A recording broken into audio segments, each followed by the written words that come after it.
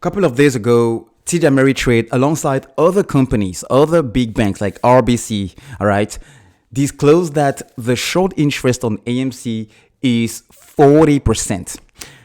And Fintel was still reporting around 18%, all right? There's been some shenanigans happening, especially on Twitter, and it gives you a little more details on why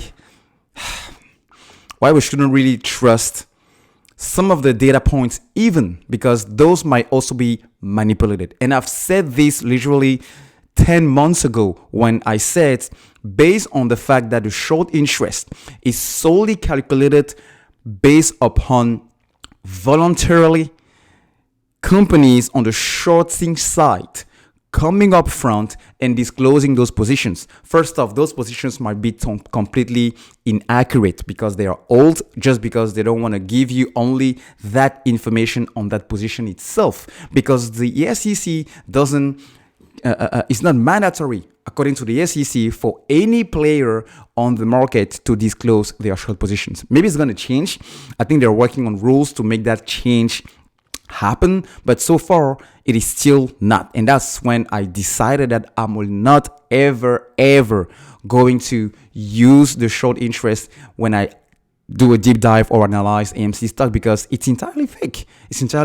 It doesn't take into consideration the billions of stocks, of fake shares, of synthetics that the short sellers have created. So I'm going to share with you how deeper the shenanigans is with the short interest, which will ultimately lead us to think that, well, AMC is really just a ticking time bomb, because first off, it started with trade trace. I don't think I will ever see the day when I was blocked by a data reporting company. That's what you get for asking questions, I guess. And yeah, he was blocked by Fintel, right? So that was the first thing. The second trail is when this other user, Stock Crasher, shouldn't have blocked me, Fintel. Now I'm digging.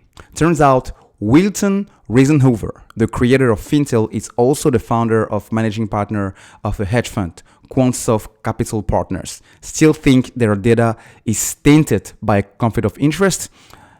Hashtag AMC not leaving. Well, you can see here that, we have founder and CEO of Fintel, November 2015, still the present time. And you also have the same person. This is on LinkedIn, founder and managing partner at Quant and Machine Learning Engineering, Quantsoft Capital Partners, started in March 2019. So what does it tell us, folks? What we kind of already knew, but it's another illustration. It's another example to refresh our memories, to remind us of what is at stake here. The short sellers might very well be behind lots of things we're using to see where the line is going, where the price is doing.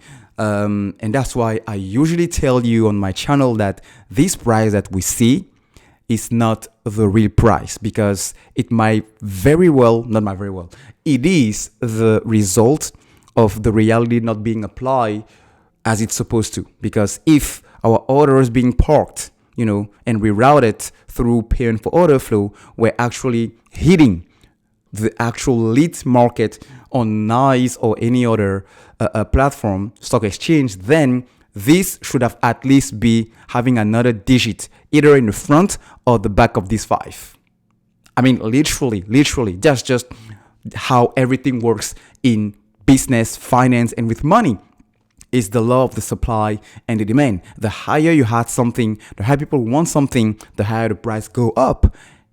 It should have been the same thing with AMC, but it's not. And they're still losing a ton of money. Just check the other videos I posted today. They are still struggling to get new money, and they're struggling to get existing money and old money out. So it tells you that they are on the way out. They are on the final step here before they let it pop. So the short interest, 40%, I guess it's still very low to what is the actual reality behind that short interest. But the fact that we have this possible conflict of interest between the founder of Fintel and the founder of this, Quantsoft Capital Partners, do you really think he's gonna betray his friends if this is true? Because so far it seems to be, but we might need to get some more information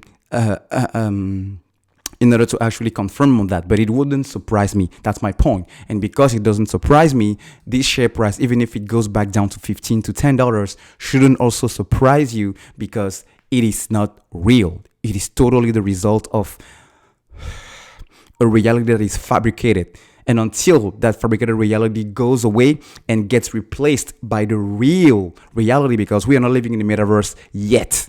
All right. So based on that, I don't buy it. I don't. Well, you get my point.